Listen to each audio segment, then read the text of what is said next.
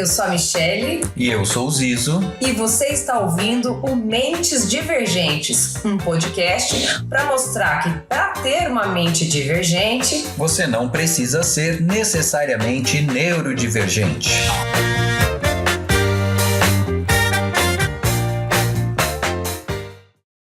Opa, bora retomar então o nosso episódio sobre masking, porque era muita conversa, né, Zizo? Então vamos retomar, vamos continuar falando um pouco mais sobre isso. Conta pra gente sobre os seus recursos. O que você identificou hoje que é recurso que você sempre fez ou que faz recentemente ou não faz mais, enfim. Então, masking ou mascaramentos é aquela repressão que a gente faz daquelas características do autismo para poder conseguir viver num mundo neurotípico. Só para retomar, né? Quem tá chegando agora? Quem tá chegando agora fazendo um pequeno resumo. Senta aqui no bonde, na janelinha. Que aqui o carro não para, né? É que nem roda gigante. Pula no carrinho e o troço não para, tá girando. Enfim. Então, para mim, a questão do masking, né, é a questão da identidade. Na medida em que eu tenho que reprimir características do meu autismo, eu estou reprimindo quem eu sou. Então, eu estou alterando a minha identidade, eu estou deixando de ser quem eu sou. É um processo que, em alguma medida, todo mundo faz, mas no caso do autista, é o que eu sempre digo, aquela característica nunca some. Ela nunca desaparece. A minha necessidade de STEAM, meus hiperfocos, a minha ecolalia, e enfim, essas coisas que são nucleares do autismo, não existe treinamento, não existe terapia que vai suprimir isso de mim. Né? Então o masking, quer dizer, alguma situação, alguma pessoa, alguma coisa que me force a reprimir isso é muito violento.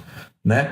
Por exemplo, durante a maior parte da minha vida eu vivi sem diagnóstico. Então, uma ferramenta que muito cedo eu desenvolvi, era muito fã dos Trapalhões, do Didi e tal, não sei o quê. E aquele jeito, principalmente do Didi, aquele jeito lá meio assim bobão, mas ao mesmo tempo meio esperto e não sei o quê, aquela coisa ali, de alguma maneira me ensinou um caminho para me livrar das frias que eu me metia. Então eu ia saindo pelo humor. Eu já escapei de surra por causa do humor, de começar a brincar, de fazer piada e os caras que estavam lá para me bater se distraírem e eu usar para fora. Entendeu? Aquilo daquela fala inconveniente, né? Aquela sinceridade que o autista tem de às vezes falar uma coisa e aí perceber que estava dando uma mancada, transforma numa piada. Né? Então, assim, ele funcionou para mim em alguns momentos, principalmente para interação social. Né? Aí aquilo, eu virei um palhaço, vamos dizer assim, numa certa medida. Porque era o caminho que eu me conectava com as pessoas. Eu fazia alguma coisa e as pessoas riam. Porque cabia a gafe. Cabia fora de foco, ou uma coisa não convencional. O meu esquisito virava engraçado. E aí parecia o meu diferente, isso. Então, assim, me ajudou. Eu me lembro, eu tenho minha irmã caçula, por exemplo, durante alguns anos, os amigos dela esperavam na festa dela qual que ia ser o sketch cômico que eu ia fazer. Porque já tinha uma espécie de showzinho. Eu tinha um amigo, um amigo que hoje ele mora no Canadá, então a gente não tem muito contato.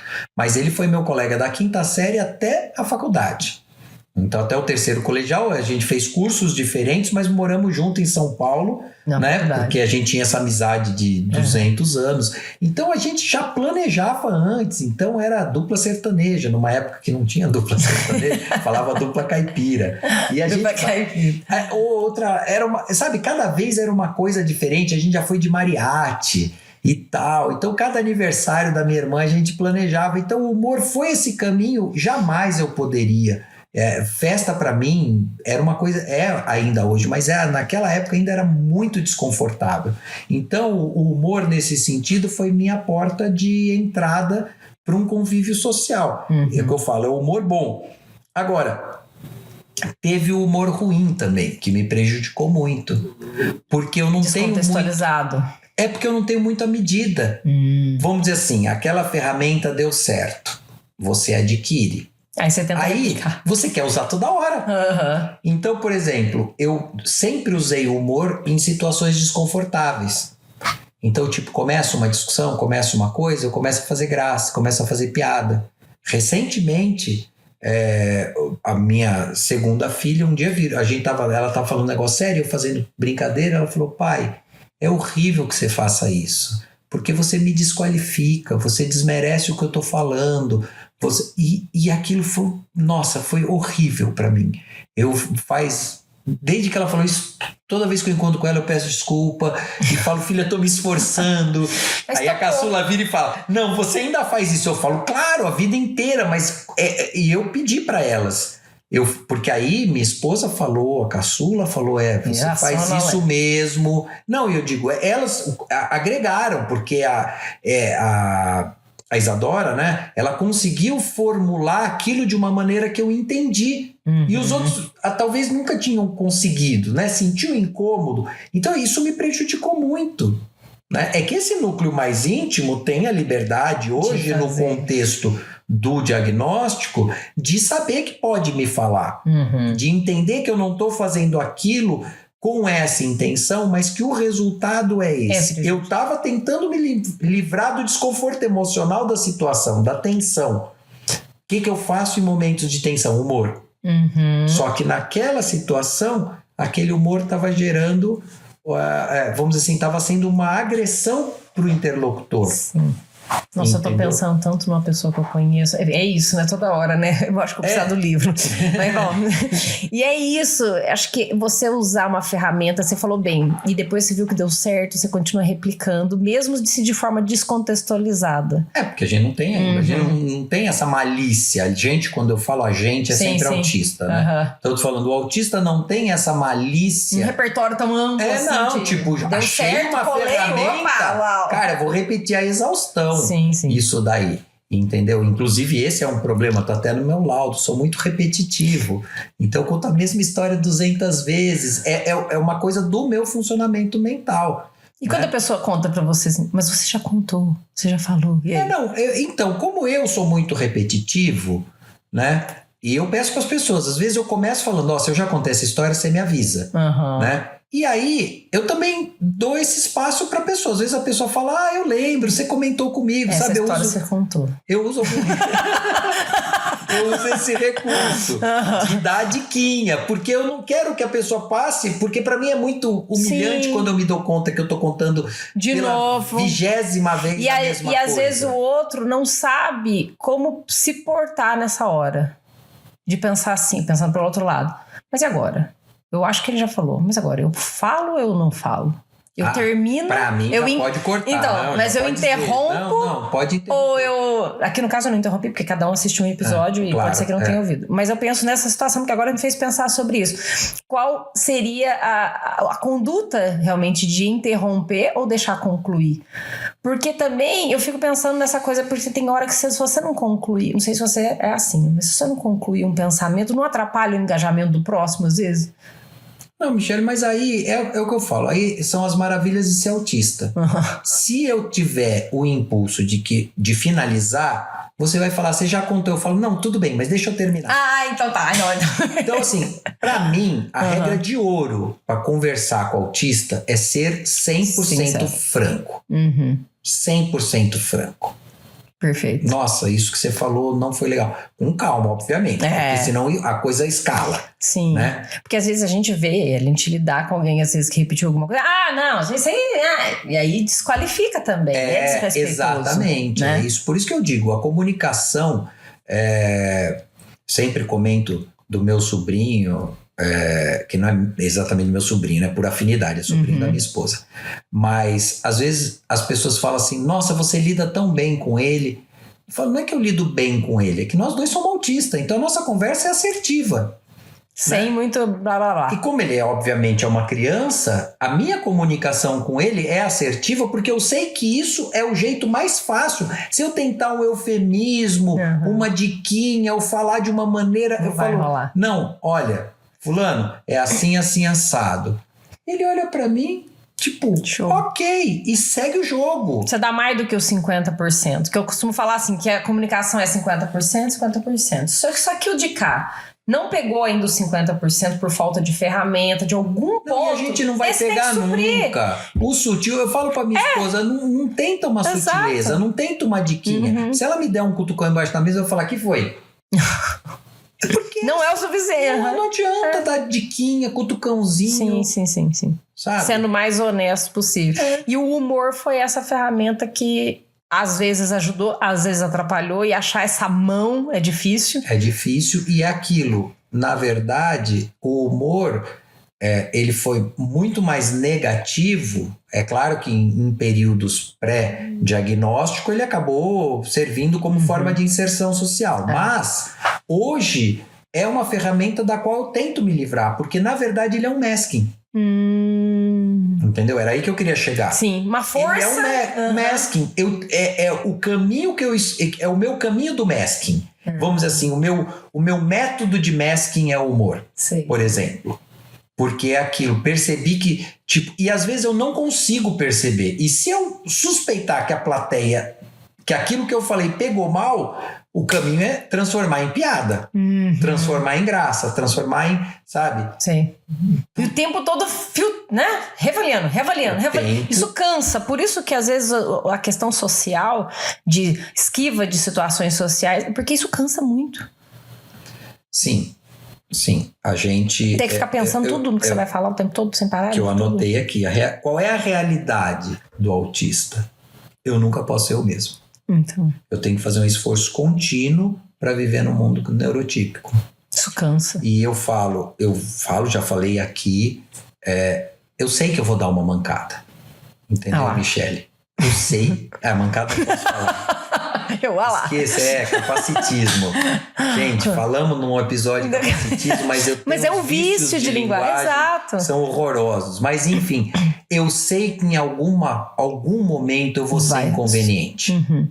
Entendeu? Eu sei que em algum momento a minha franqueza... Não vai caber. Não vai caber. Ou que eu vou ter uma reação emocional desproporcional à situação. Entendeu? E quando você vê alguém assim, que não tem nenhum diagnóstico aparente, mas que tem essa... Como que é essa questão de, pra você tolerar isso, você interpretar isso, falar, você consegue perceber quando alguém faz isso de uma maneira assim, de identidade, falar, nossa, eu tô me vendo ali. Ou... É difícil responder isso. Não percebe assim tanto. Porque a gente não percebe nada. É isso que eu falei. Autista não pega. Não pega isso no outro. Pega. Não te incomoda no outro, então. Já passei por N situações da pessoa tá sendo grossa comigo e eu tá assim, blasé, porque nem percebi. Entendi. E já teve também situações da pessoa tá me paquerando descaradamente e eu também blasé, nem percebi. Não colou. Porque a gente assim, a gente volta a dizer... O autista, não né? tem mapeamento de expressão facial ou de tonalidade de voz, ou ler tudo isso num conjunto. Então, por isso que eu falo, a comunicação, quando eu digo assertiva, não é grosseiramente, mas é limpa. Entendi. Limpa de...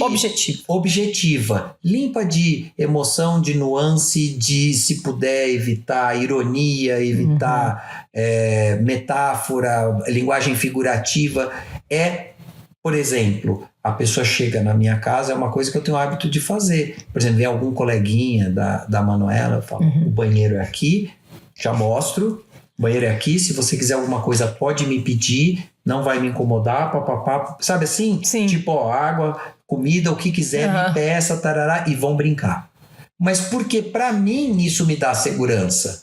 Entendi. Entendeu? De chegar num lugar... E já mapear. E outra, porque pra mim é óbvio que em algum momento... E todo mundo já passou essa situação de estar num lugar agora? estranho e agora... Tô com sede, mas tô com vergonha, né? Isso. Então, assim... É esse tipo de linguagem que eu falo, entendeu? Tipo, tá muito complicado, tá muito tenso. Vamos cercar só algumas orientações. Limpa a área. Então, enfim, nem lembro porque que eu fui por esse caminho.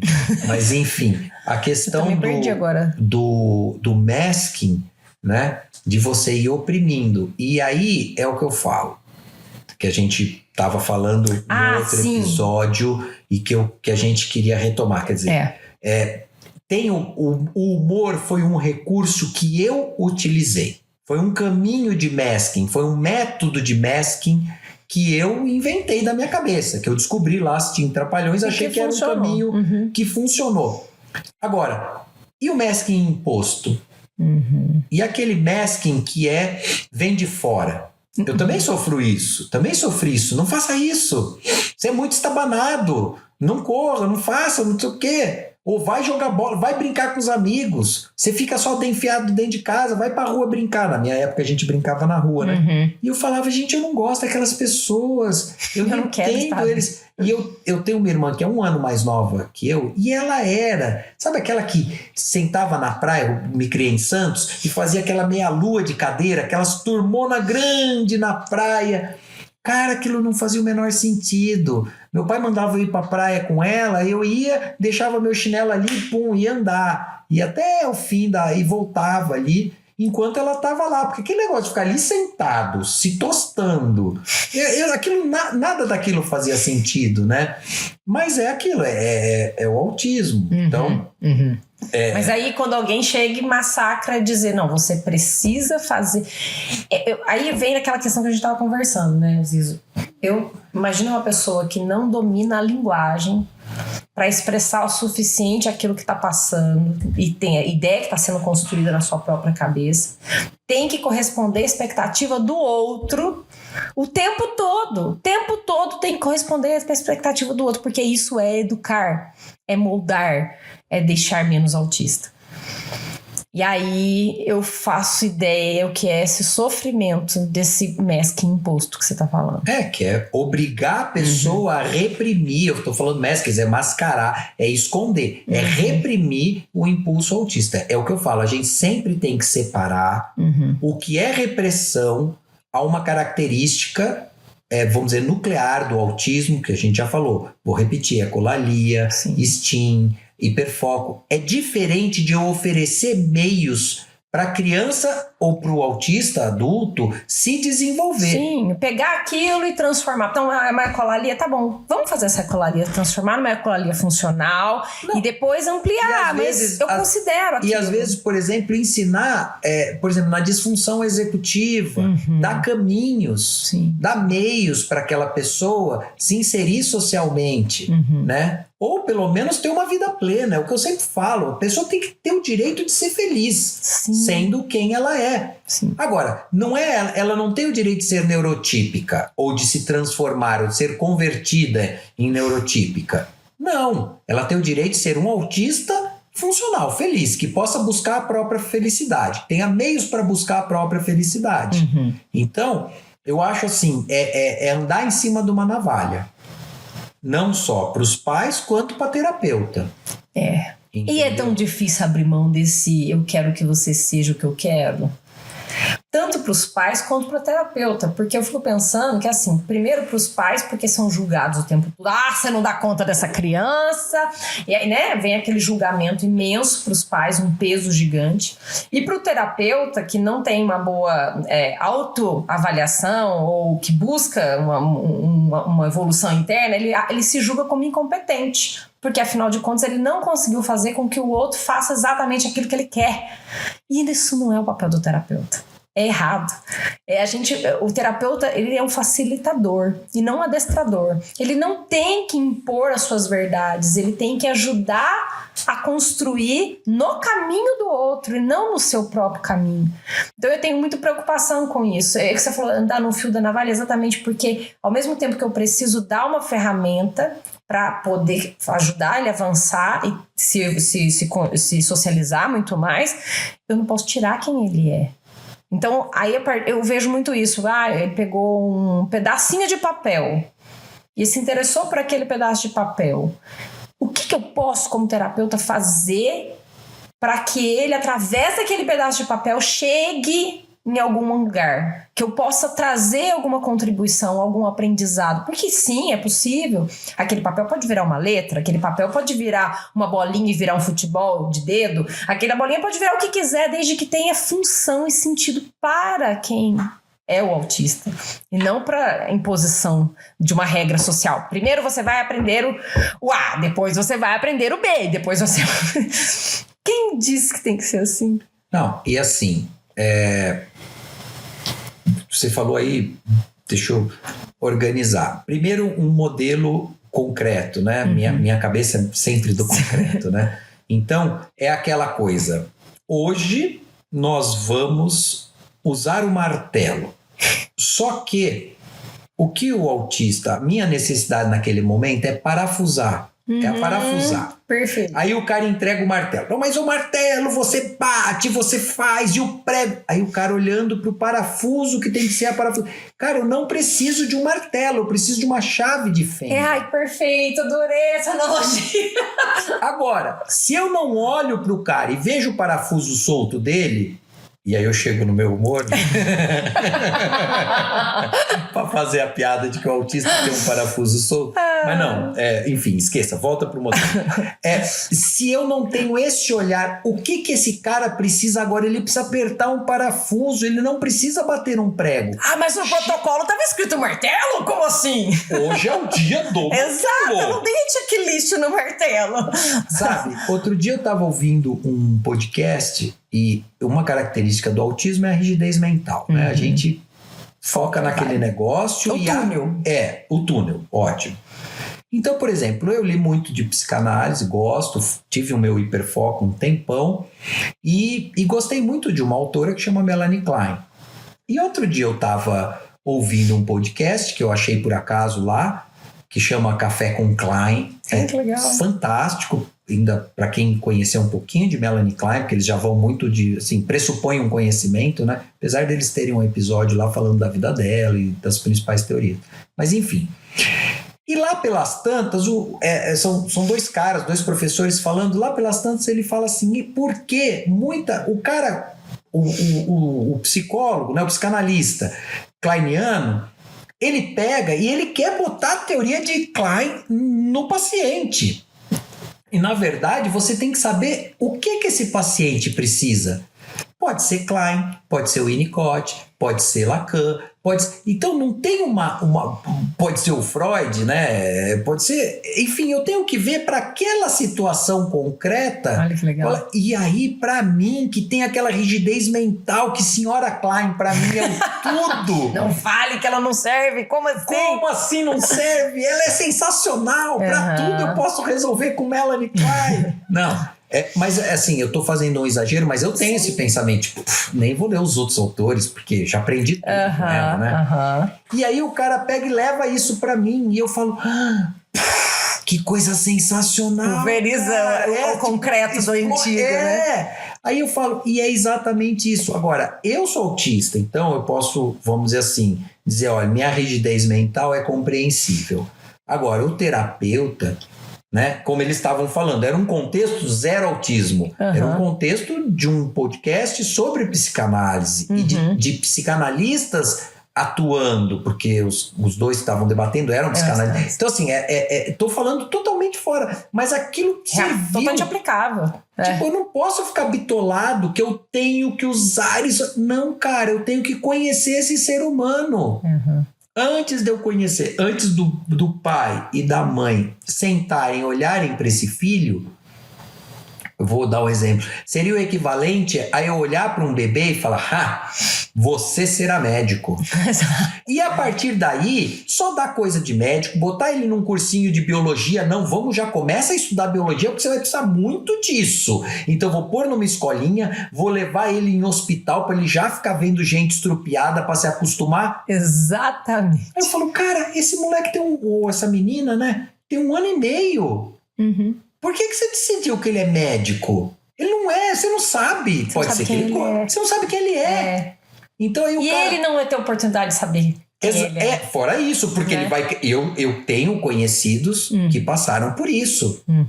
Da mãe virar e falar: mais velho vai ser médico, o segundo vai ser advogado, e a terceira vai tocar o escritório de contabilidade da família.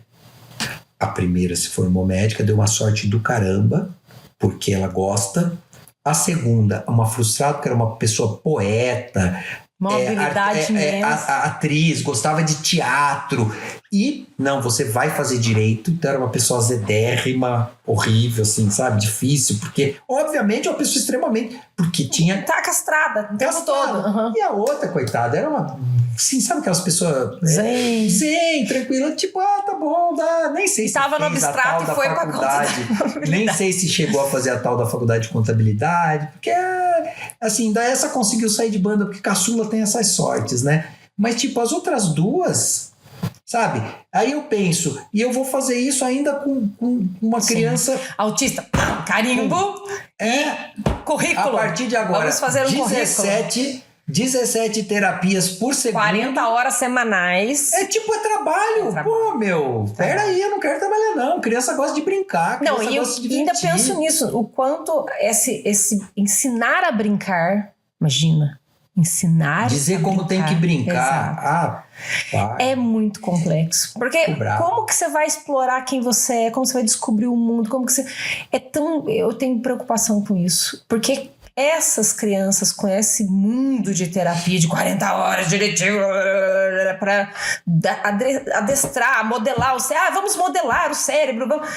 Quem vai ser indivíduo? Quem vai ser essa pessoa? O que ela gosta? O que ela prefere? O que ela constrói com ideias próprias? Como que ela inicia? Quem é essa pessoa? Quem é essa pessoa? E é o que eu falo do masking, do efeito do masking em mim. Tipo, eu tenho certeza que algumas coisas eu jamais saberei quem eu era inicialmente. Eu dou outro exemplo, não em relação ao autismo, mas desse massacre, né?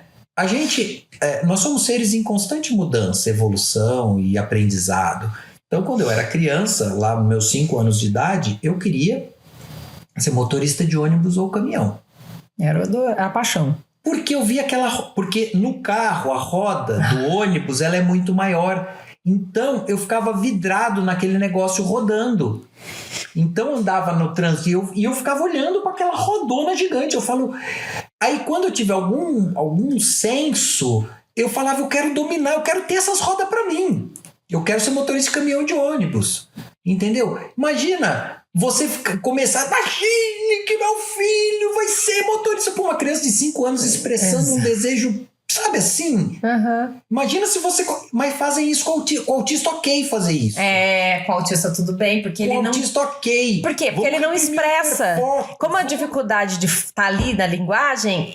Ele não tem ferramenta suficiente para dizer, espera, é minha vez, eu quero, porque sim, ou sei lá. E eu acho, Michele, que tem o seguinte, eu sempre me senti diferente. Então, talvez se o pessoal, vamos dizer, nasci agora, no mundo de hoje, em que tem um relógio, um tic-tac constante de que se eu não for pra terapia já, eu tô perdendo tempo, eu tô atrasado. Ó, esse aí já não vai ser nada na vida. Nossa, diagnóstico tardio, 2 anos e meio. Isso. Não, se perder, começou terapia depois de 5 anos, esqueça. Eu não falo, vai falar. Eu não tive terapia até os 49. Não, sério, eu não sabia, não tinha diagnóstico. Então não tem esse papo de que não vai virar nada. Não. Entendeu? Porque não tinha nem diagnóstico, nem sabia que era autista.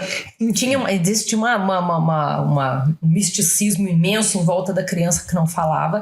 Se passar dos 5 anos não fala mais, porque o centro da linguagem... E pode não falar mesmo, e vai usar outra comunicação aumentada assistida, e acabou, e vai se comunicar. Cada um é um. Como que bota uma regra e um rótulo e o peso dos pais? Gente, vou contar uma coisa. Até os 6 anos de idade, eu não comemorava o aniversário do meu filho. Eu não conseguia. Porque eu só pensava nos malditos marcos de desenvolvimento. Eu só pensava na neuroplasticidade. Eu só pensava no...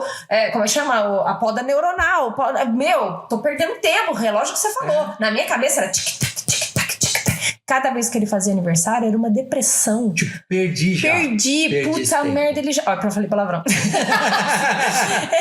exemplo, ele falava, 4 anos. Ai, meu Deus, já fez 4 anos. 5 anos. Ai, meu Deus, já fez 5 anos. Era assim, era 37 neurônios estão no lugar errado. Então... Gente, era um sofrimento até começar a desconstruir tudo isso, começar a entender, peraí, tô comparando ele com quem? Ele com ele mesmo. Ele tá recebendo o que ele precisa na hora que ele precisa e ele vai aprender o que ele precisa no momento que ele precisa, quando fizer sentido para ele. Né? Não é quando eu acho que o currículo tá de acordo com aquilo que ele precisa ter de grade cronológica ou de etapa de... E baseado em quê? Quantos estudos de desenvolvimento de uma criança autista existem para eu comparar? Porque comparar com o neurotipo é covardia. É covardia. Querer dizer que, em média, as crianças falam com tal idade, não. Eu quero saber criança autista. E cada uma é uma. E cada uma tem comorbidade separada. Porque não tem. Porque o cara quer me comparar... Eu adoro esse exemplo. A altura média na Holanda é 1,80. Se me jogar na Holanda, eu sou um anão. Sou um hobbit, não, mas eu digo, eu serei uma pessoa totalmente fora do padrão. Eu vou me comparar com a média de altura da Holanda? Sim. Não dá pra me comparar, não dá pra me usar. O cara vai me dar hormônio de crescimento se eu for pra Holanda, porque vai falar, o cara tem 1,65 m, precisa dar hormônio pra esse coitado. Falo, não, nego, lá da onde eu vim é tudo tamanho. Igual. Mas olha esse pressuposto, você usou um modelo, um exemplo muito prático, pensando no seguinte, as crianças pegam uma criança de 3 anos com autismo, autista. Uma criança autista de 3 anos, ela não desenvolveu ainda nem a linguagem completamente, ela tem muitas questões sensoriais, ou seja, se ela tem questões sensoriais, ela não tem um domínio e percepção desse próprio corpo. Existem muitas questões ali para poder trabalhar. Não, mas crianças, quando que a gente vai ensinar cores e formas para ela? Gente... Eu quero ter um treco quando eu vejo isso, porque é como se pegasse e vamos começar de cima para baixo. A gente vai montar uma pirâmide sem base, a gente vai montar a casa montando telhado. E por que isso é útil? Exato. Por que é útil aprender cor, letra e o raio que o parta nesse momento? Porque não é um nível de desenvolvimento, é um nível individual. Eu vou dar um exemplo concreto mais uma vez, né? Mas enfim... Minha segunda filha começou a fazer inglês com 10 anos de idade. Aí, a terceira falou, não vamos deixar, né?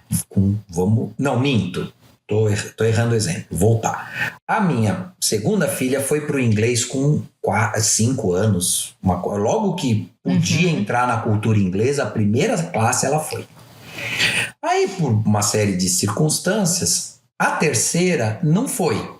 E acabou indo para o inglês só com 10 anos. Em 1 ano, ela estava no nível da outra que começou com 5. Em 1 ano e pouco. Quando foi a quarta, falei, não. Porque a escolinha X ou não sei o quê, não, porque... Falei, não vai fazer a menor diferença. A bicha não sabe falar português, caramba. Como que vai aprender inglês? Dito e feito. Falei, vai pro inglês com 10 anos. E aí vem aquela cobrança.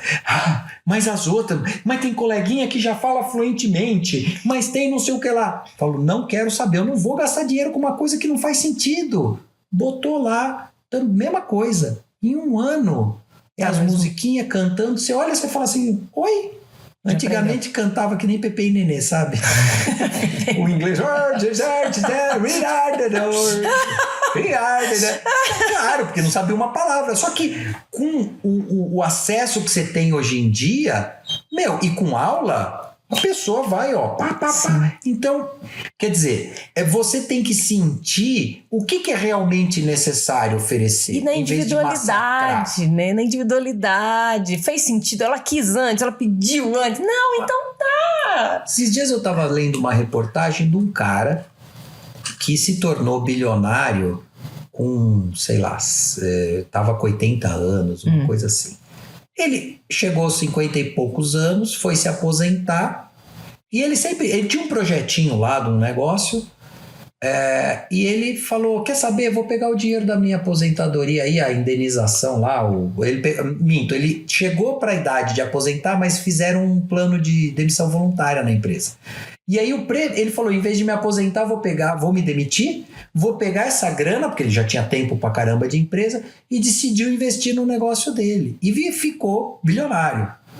Aí você fala, qualquer pessoa diria, 56 anos, vou começar um negócio novo, para por aí. Alguém pode dizer, Zizo, mas isso é 1 em 1 milhão. Eu não estou falando que vai virar bilionário, mas eu estou dizendo do extremo. O cara trabalhou a vida inteira e com 56 decidiu perseguir o sonho dele e foi bem sucedido. E você fala 56, já nem vai muito mais pra frente, o cara com 80 anos lá bilionário, picando dinheiro. Não tô dizendo que todo mundo vai virar bilionário, mas o que eu quero dizer é que de 1 ano e meio avaliar uma criança e dizer que ela precisa fazer 5 terapias, eu penso, o ambiente que essa criança vive, pai estressado, porque não tem dinheiro para pagar a terapia. Sim. Se cobrando, todo mundo culpado. Desesperado para levar a criança. Isso quando o pai não pica a mula e larga tudo para a mãe, né? Sim. Que também é uma arada, dá licença, né? Mas isso é assunto para outra conversa. Que pai de autista eu quero conhecer, né? Enfim. Mas, então, você cria... Aí que ambiente é esse? É uma criança, como você falou, 40 horas por semana, sendo treinada, disciplinada. Ninguém, nem em escola você fica tanto tempo, cara. É uma judiação. É uma judiação. E a mãe frustrada, o pai frustrado, aquela angústia, aquele cansaço. Eu sei que isso pode ser extremamente controverso, mas eu sou absolutamente contra tudo isso. Não, eu acho assim, a gente tem que encontrar ferramentas. Eu confesso, eu não tenho experiência com autismo em casos mais de nível de suporte maior. Não tenho essa experiência. Mas eu desconfio, eu intuo que massacrar essa família com bilhões de terapias não é o caminho. Não é o caminho. Até porque o que se sabe de autismo hoje será o quê daqui 5 anos? Exato. E essa criança de 1 ano e meio, 2, vai ter 7. Vai continuar sendo porcaria nenhuma. Porque para mim um ser de 7 anos, ainda não tá pronto, neurotípico ou neurodivergente, não é nada. Nada no sentido de que, tenho a vida inteira pela frente. Sim. De aprendizado. Quanta história a gente conhece do pessoal que não teve oportunidade de estudo e que depois de grande vai e estuda. A Marina Silva conta sempre essa história de que foi adulta começar a estudar, a mulher virou senadora. Entendeu? Então eu digo assim, eu não estou falando de nenhum neurodivergente, eu estou falando de pessoa comum. Estou dando exemplos extremos para mostrar como é, assim... prejudicial essa pressão em cima do autista, da família, de que tem um relógio e aí você oprime e essa flor, né? Tocha água, Nossa. tocha água na muda, e 2 varetas para crescer reto. Isso aí vai virar uma árvore do caramba, e o cara tá plantando uma cenoura. Sim. E eu vou falar, cara, um cacto, esqueci o nome de cactus, tem um nome. Suculenta. E aquilo morre, aquilo definha, aquilo deforma. Porque não pode ter a característica valorizada. Porque eu nem olhei pra que semente era aquela, porque a criança é a semente. E aí ainda. vem o nome, autista, igual, autista, igual, faz igual. E aí eu fico morrendo assim, eu pensando, ai meu Deus, quando que vai mudar isso, sabe? A gente tem... Eu fico muito... Uma coisa que eu sempre falo, eu vivo brigando com isso, porque eu falo, gente, graças a Deus a ciência é viva. Ela muda. E a gente fica preso a coisas de anos atrás, olhando estudos mais... Olha para aqueles autistas, quem eles são hoje, enquanto adultos, quais são as suas dores, quais são as suas capacidades de construção individual... E aí eu vejo assim, será que o que é funcionar? Porque eu adoro essa coisa, sabe? O pessoal vira e fala assim, não, mas fazer isso funciona. O que é funcionar? Porque para mim funcionar é você ter plena autonomia emocional. Eu posso ser quem eu sou. E eu funciono do meu jeito. É lógico que posso funcionar, entre aspas, com mais auxílio ou menos auxílio para algumas questões por conta de funções executivas, enfim, qualquer outra questão. Mas o que é funcionar? Eu tenho muita preocupação porque muitos terapeutas, muitas famílias, muitos médicos, eles acreditam que funcionar é obedecer.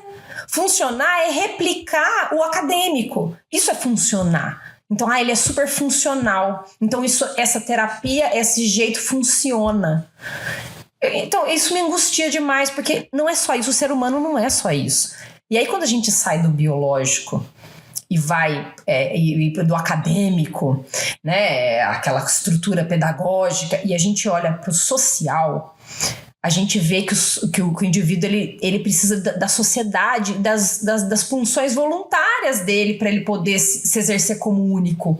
Porque senão ele não vai ser único. Ele vai ser só aquilo que o outro quer que ele seja. E o outro está dizendo que ele funciona.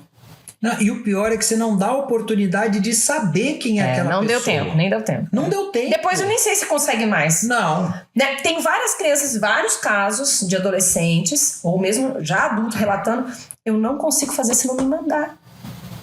Porque não teve um trabalho, uma oportunidade de iniciar, de espontaneamente iniciar. E de oferecer autonomia. Oferecer autonomia. Né? O cara, é o que eu falo, é quase que um bonsai. Vai podando, aí fica aquela mini arvorezinha. O cara, ai, que linda essa mini arvorezinha. Eu falo, cara, isso aí era pra ser gigante, você tá achando lindo? Exato. Então o cara vai lá, fica, olha, 20 terapia, poda, ele limita, desenha, faz a forma, e aí sai aquele bonsai lindo. Eu falo, gente, aqui podia ser uma árvore gigantesca, podia estar sei lá onde. Esse ser humano tá apequenado numa estética que eu moldo para dizer que aquilo é lindo. Eu falo, não. Menos autista, né? Menos autista. Mas masking total. Masking total. Opressão total do que aquele ser humano é. E aí fala assim, existe um grande índice de suicídio junto aos autistas. Por quê, cara? Porque ninguém pode ser quem é. Porque foi massacrado, porque foi rejeitado na sua potencialidade, na sua intuição, em tudo isso.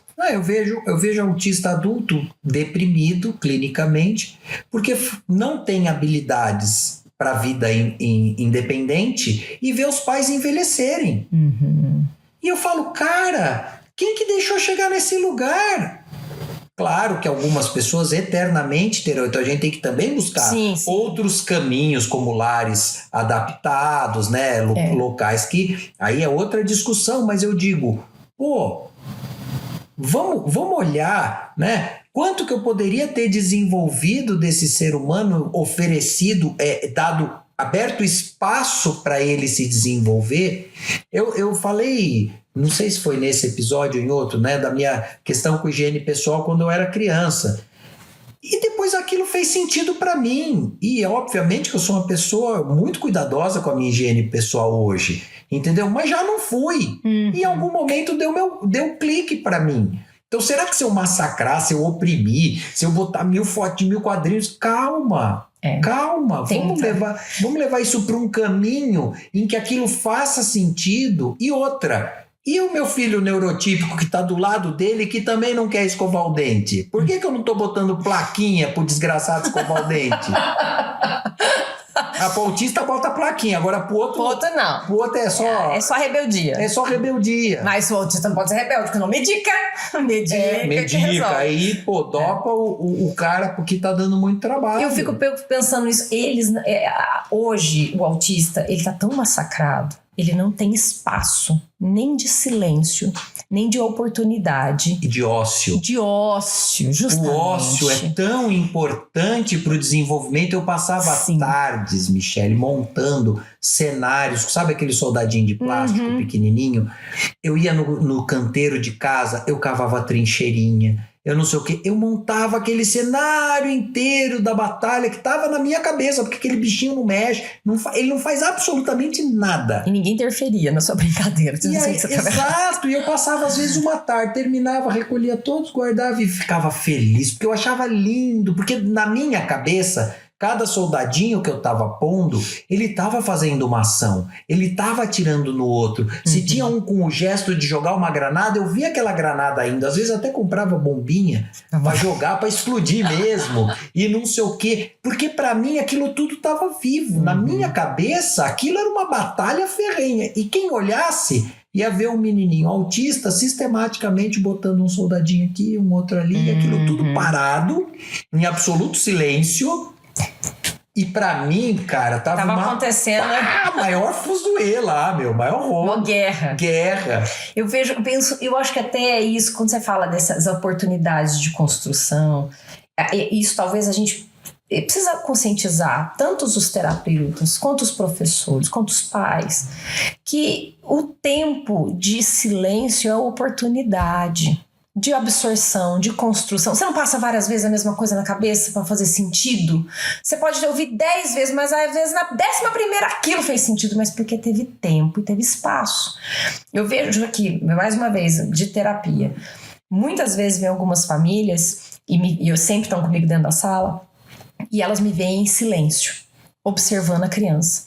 E aí tem um pai que não aguenta. Começa, filho, fala, que bicho é esse aqui, ó? Fala pra tia, que número que é esse aqui, ó? Fala o 2, pega o 2 e põe aqui. E fica naquela direção. E eu falo, para, espera. E muitas vezes eles não aguentam isso. Eles não conseguem lidar com isso, porque foi inculcado na nossa cabeça enquanto sociedade que estimular e ensinar é repetir, dirigir, preencher espaços. É como se a cabeça do autista fosse um lago vazio e eu vou jogando peixe. De qualquer criança. Exatamente. Porque todo mundo quer bater. Olha como ele já sabe ver número. Olha como ele sabe dizer cor. Exato. Joia pra você. E fica naquela doutrinação. E aí fica, jogando como se fosse uma tábua rasa, onde eu vou escrever tudo. Não tem aquele olhar de dizer o que ele é capaz de criar com aquilo que ele está observando, sentindo no corpo, ouvindo, experimentando sabor, cheiro, cor, vento, enfim. Então, eu fico pensando que o quanto que a gente junto aqui, conversando com os pais, explicando que aquela oportunidade de tempo é importante para poder ele absorver. Faz silêncio, para que ele possa iniciar uma questão. Deixa ele te chamar, deixa ele pedir. Quando ele pedir, responde. Não fica, não, se você não pedir direito, eu não vou te dar. Ele já te chamou. Do jeito que ele pode, ele já te chamou. Responda, construa. Eu acho que a gente falar sobre educação é importante. Educação, seja formal da escola ou educação de parental mesmo. Capacitar pais para poder desconstruir essa ideia de que eles são generais doutrinadores. Não, e eu penso assim também, Michele. Enquanto você estava falando, eu estava pensando, cara, o que teria sido de mim se minha mãe me arrancasse no 3º soldadinho para me levar para físio, para dali levar na fono, para dali não sei o quê. Eu na minha infância, eu lia muito. Depois que eu aprendi a ler, obviamente, né?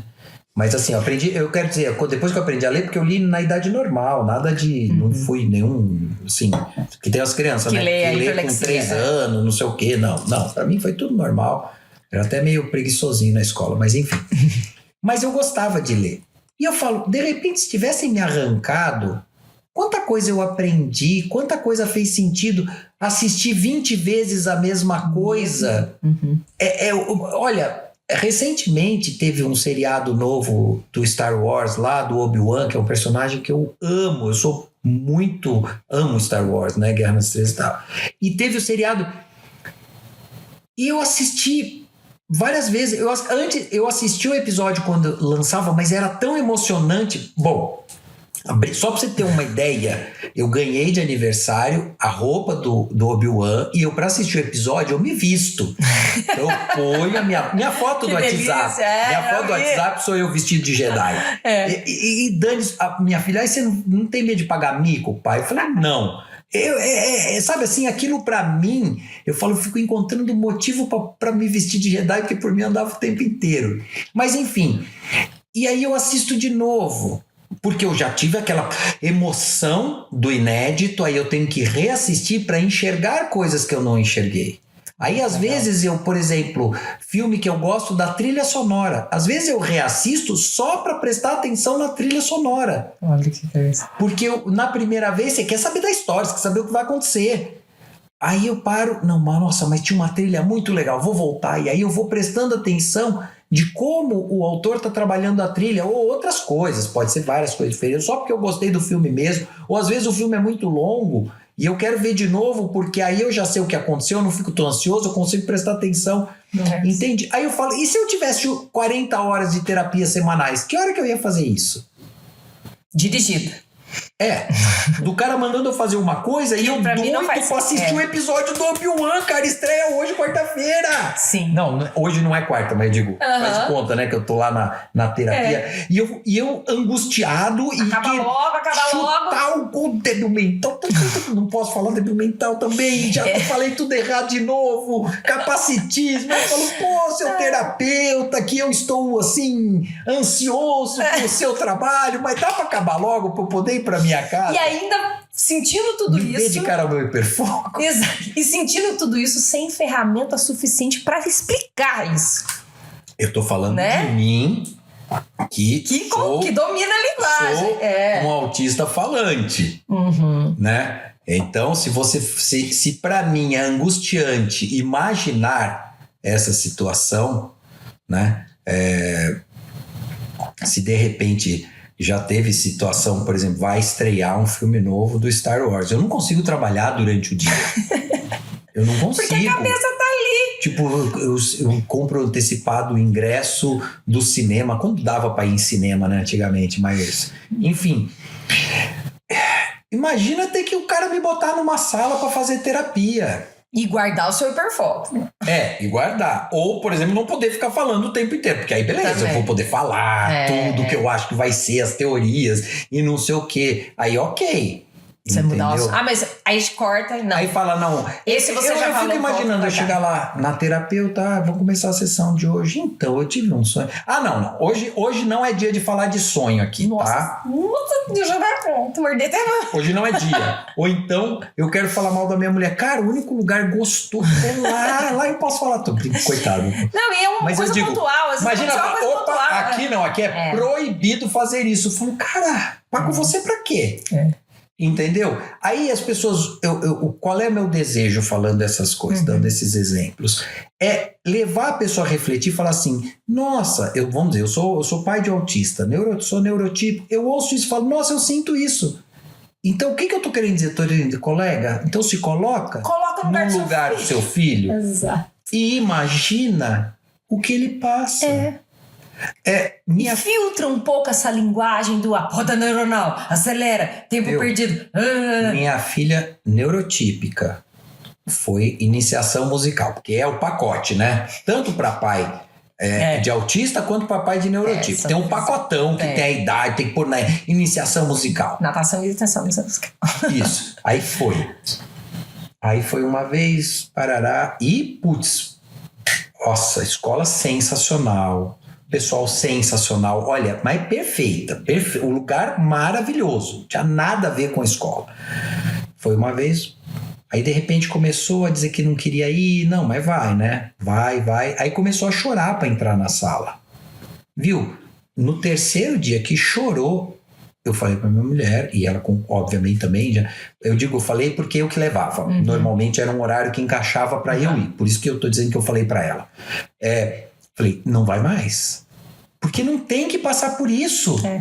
Não tem que ter esse nível de angústia. Tipo, o que aprende com uma criança que está desregulada emocionalmente naquele momento? Eu estou falando de uma criança neurotípica, sem nenhuma condição acessória, aí vamos dizer, pra já, que você falou, bater o carimbão e dizer, mas isso aí é porque é autista. Não, força que ele aprende. Força que aprende. Bota, ela tem que tolerar. Não tem que tolerar nada, meu. A bicha tinha, sei lá, 4 anos, 5 anos de idade. Eu tenho que forçar a ficar na iniciação musical. Amanhã depois ela se interessa por um instrumento, ou às vezes nunca vai se interessar, porque tem gente que não toca porcaria nenhuma, e não gosta, e não curte, e nunca sentiu vontade na vida. Sim. Como tem gente que joga bola, e pra mim jogar futebol é uma coisa tipo, quem faz isso, né? Mas pra mim, não, tô falando sério. E é uma coisa que você não precisa pensar, fazer, não é um determinante Vamos obrigatório. imaginar que eu obrigasse todo menino de 3 anos a ir pra escolinha de futebol.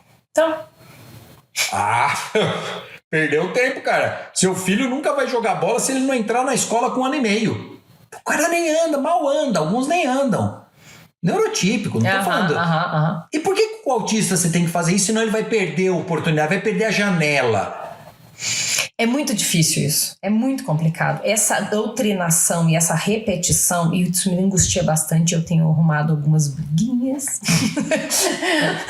Porque muitos, às vezes médicos têm essa coisa que marca, às vezes ele veio com essa construção, ele ouviu, ele leu num artigo que é feito dentro de um contexto específico que se montou aquelas crianças, que tratou o funcionar como isso que eu falei, como obedecer.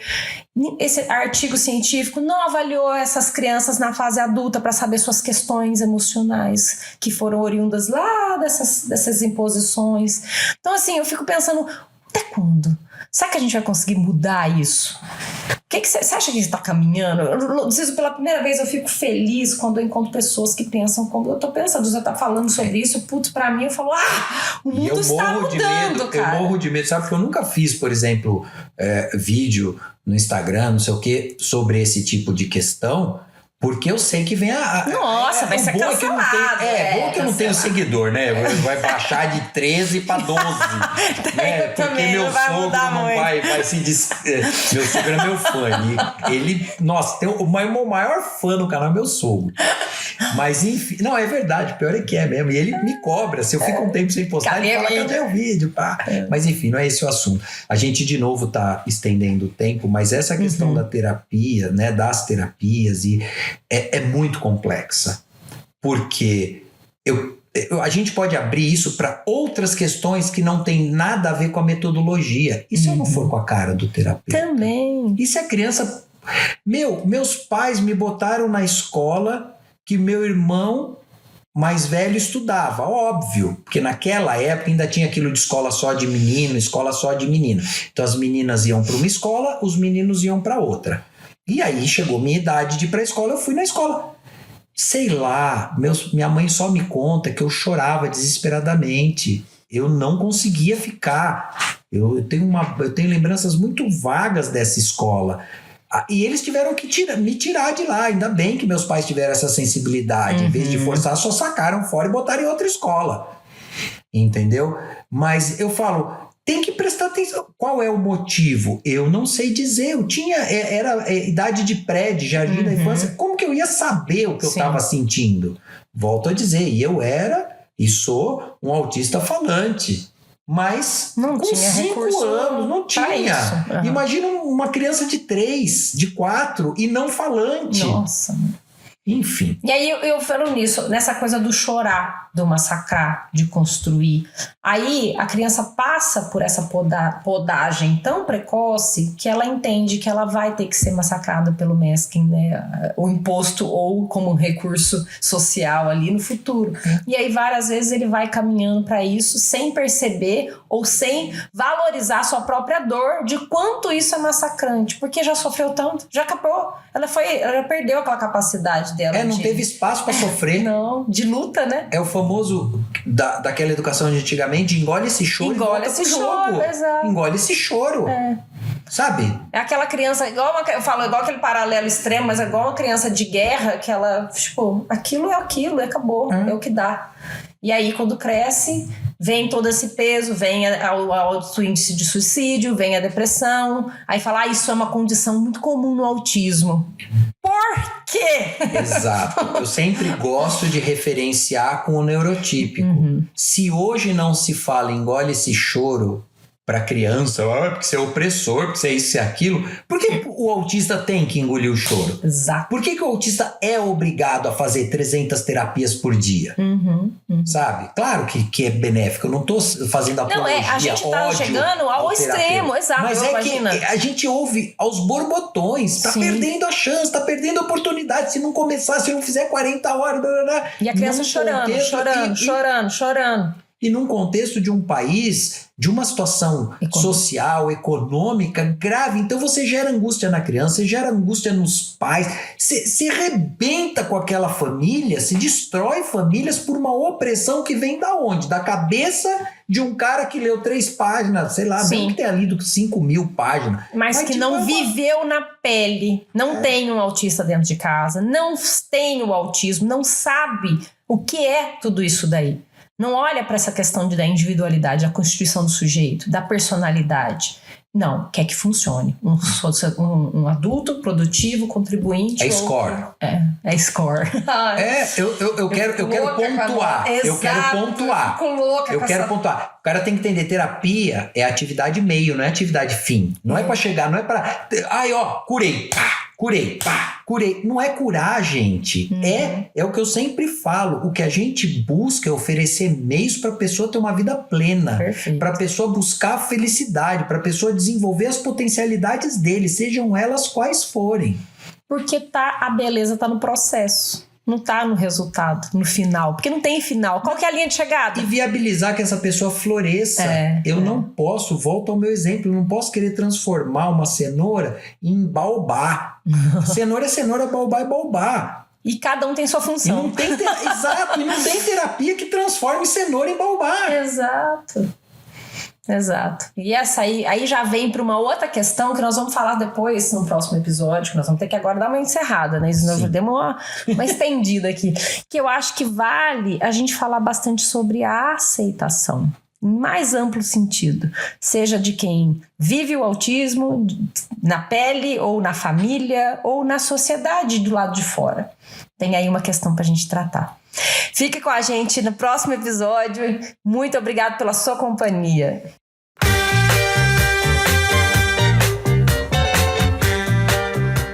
E esse foi mais um episódio do podcast Mentes Divergentes. Eu sou Michele Basso, com Zizo Porto e técnica de Paulo Amaral.